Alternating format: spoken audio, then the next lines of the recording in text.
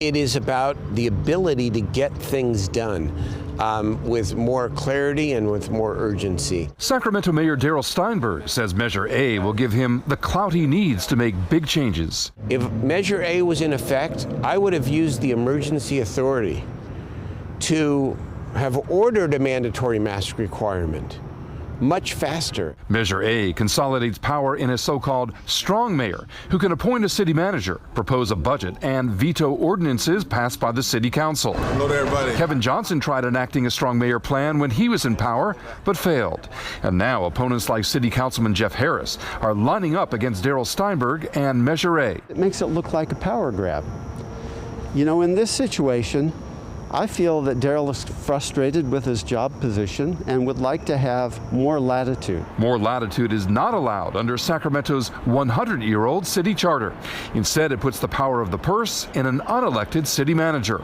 Supporters of Prop A say it's time for a change. Well, we like the idea because I believe change requires a champion. Dr. Takoy Porter is with the National Action Network. He believes Measure A will hold the mayor more accountable to voters. And be able to cut the red tape, if you will, so that we can actually speak to power, speak truth to power, which is what I'm all about. But opponents insist Measure A puts too much power in the hands of one person. If you concentrate that much power in a single individual, it attracts the money interest to be close to the power center.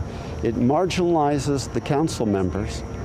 We would have much less say over our budget, which is really what we do. Measure A includes a sweetener, in this case a guaranteed $40 million each year in equity funding to improve neighborhoods, especially in disadvantaged areas. It's affordable housing, it is workforce development, it is investing in small businesses, especially in some of our less attended to commercial corridors. It is investing directly in youth.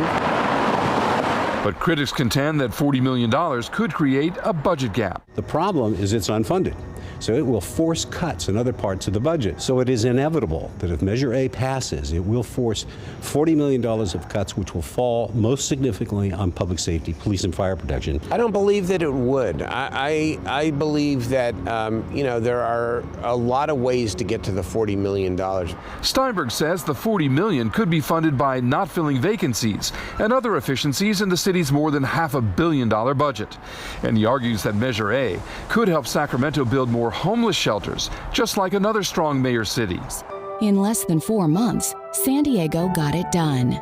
Over a year later, Sacramento was still waiting. But opponents of Measure A are not convinced. Strong mayor is not going to stand up shelter beds. If Measure A passes, the strong mayor would have a 2-term limit in office.